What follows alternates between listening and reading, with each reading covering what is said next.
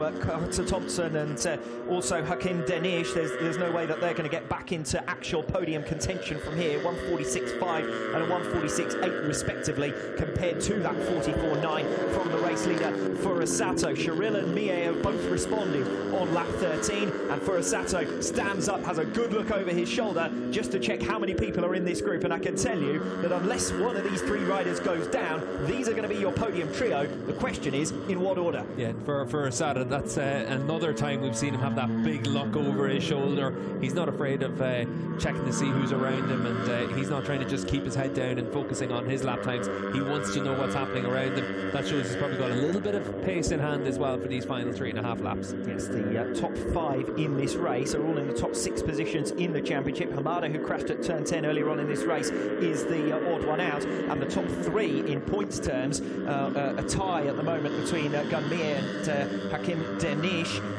settled by the best result, which was Gunmir's second place in the opening race of this campaign, which means that the top 3 in the championship standings are the top 3 on track at present, and they are in the order they are in the championship, which would mean that the gaps between them all would continue to extend. 3 laps to go, and Shiril losing ground again around the first turn of lap 14 with a bit of an error. Yeah, Furusato's trying to turn the wake up now as well at this stage, and last time around he was able to lose a couple of tenths of a second with that look over his shoulder to see who was around him, but he's still got a good amount of pace in hand.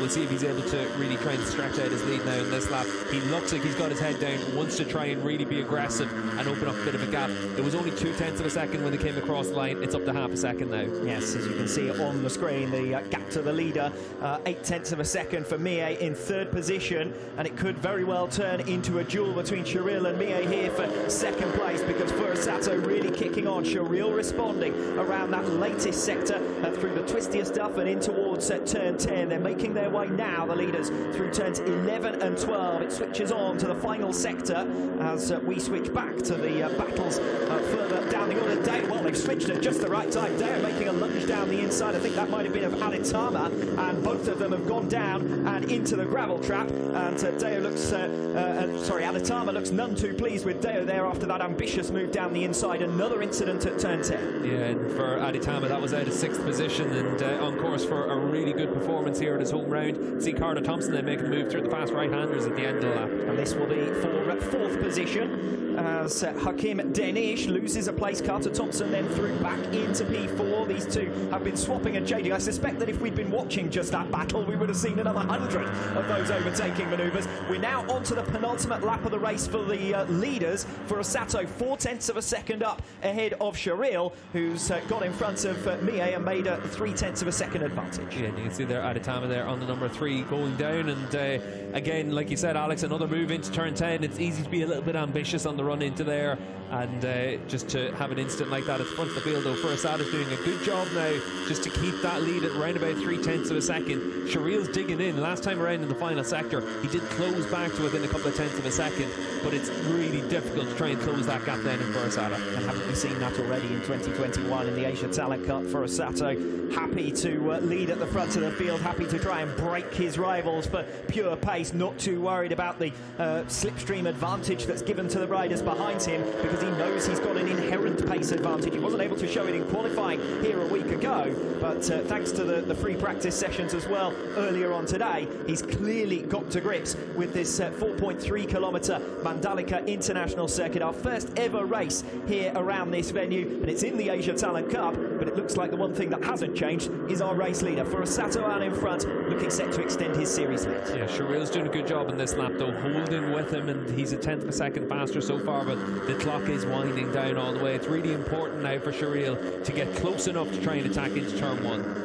Looking as though it's going to be the same top 2 for 3 races in a row. We had this finishing order between Furusato and Daniel Shiril in both of the races at the Doha Grand Prix. Furusato has had only 1 finishing position in 2021, and they've all been worth 25 championship points. Shiril then 2/10 further down, and we've got a fall, and is that Denish? Yes, it is. It's Denish who's gone down in his fight with Carter Thompson. Last time over the line, he was in front, I think, of Thompson in the battle for 4th place. We'll see what happens here. Yeah, keep an eye in the background, and you're going to see for Denish, just tries to be a little bit aggressive through that last corner, trying to make sure he's able to close up on Carter Thompson to set up a move on the final lap, and just asks a bit too much of his Honda machinery. Yes, now look at the leaders, a tenth of a second between them on this final lap. Sherrill has managed to find something a little bit special, a little bit extra. He was stuck down in 6th position at one stage. He's fought his way through onto the tail of Furusato. Furusato still unbeaten in 2021.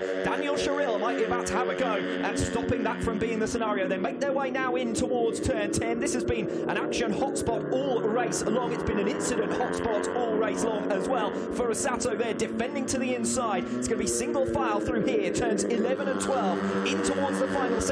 Sherrill chooses now down the inside into 12. Catches Furusato by surprise. Opportunity for Furusato on the number 15 here to make a recovery in similar fashion as they come off 13 and 14. What about a lunge into turn 16, the slowest corner on the circuit? Daniel Sherrill looking for his first race victory since his return to the Asia Talent Cup. He was last a winner in Thailand 2018. He's fighting for the lead here against Furusato, the championship leader, who goes soaring around the outside bravely. 2 turns to go, 16 and now 17. They come through the left-hander, and it's Furusato who once again leads. It is Taiyo Furusato of Japan to make it 5 wins out of 5, and the inaugural race victory at the Mandalika International Circuit goes to Taiyo Furusato. The first time this season that he's been off pole position, the first time he's ever been off pole position in the Asia Talent Cup, but he doesn't disappoint. He comes through to the front. He leads almost throughout. Daniel Sherrill was disappointed with that,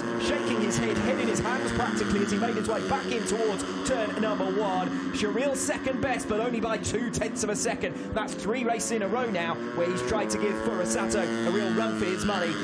Mie with his 3rd podium finish of this 2021 campaign, 2nd time that he's finished in P3. Carter Thompson, an isolated 4th position in the end after late drama for Hakim Denish. So it does look as though we're only going to have 14 finishers to this race. I think I cursed it earlier on when I said that there hadn't been that many retirements in the Asia Talent Cup in 2021. And that means that Fadilla on the Raycat Fadilla making his debut in the Asia Talent Cup is a strong performer, the Indonesian rider, with P5 ahead of Herjan Ferdaus, who takes P6, and Sherrill, Pratama, Fujita and Buapa eventually remounting to come home for 10th place. So a bit of wacky races at times, but the one thing that was, as we might have anticipated before the lights went out, a fine victory that from Furusato, bowled around that final sector in particular. Yeah, Furusato coming through from the 2nd row of the grid, and he'll have to do the same again in tomorrow morning's race, but certainly for him, he was able to show once again the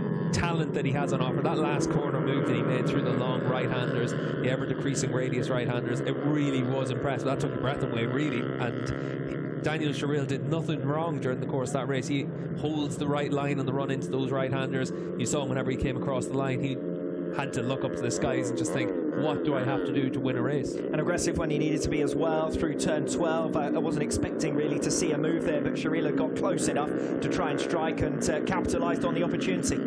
Yeah, and I think for Sherrill, put everything he could onto this and left it all on the track, and we saw that he was able to set fast lap times to bridge himself back up to the 2 race leaders. But ultimately in that final lap, Furusato just had that little bit in hand, and a really daring move by Furusato. But that's why he's the rider that's already guaranteed to be on the World Championship grid next year. This is one of the men of the moment as far as the Indonesian spectators here this weekend will be concerned. Raycat Fadilla, the number 24, on his Asia Talent Cup debut, and coming home for 5th position. A couple of Indonesian riders scoring decent points here today.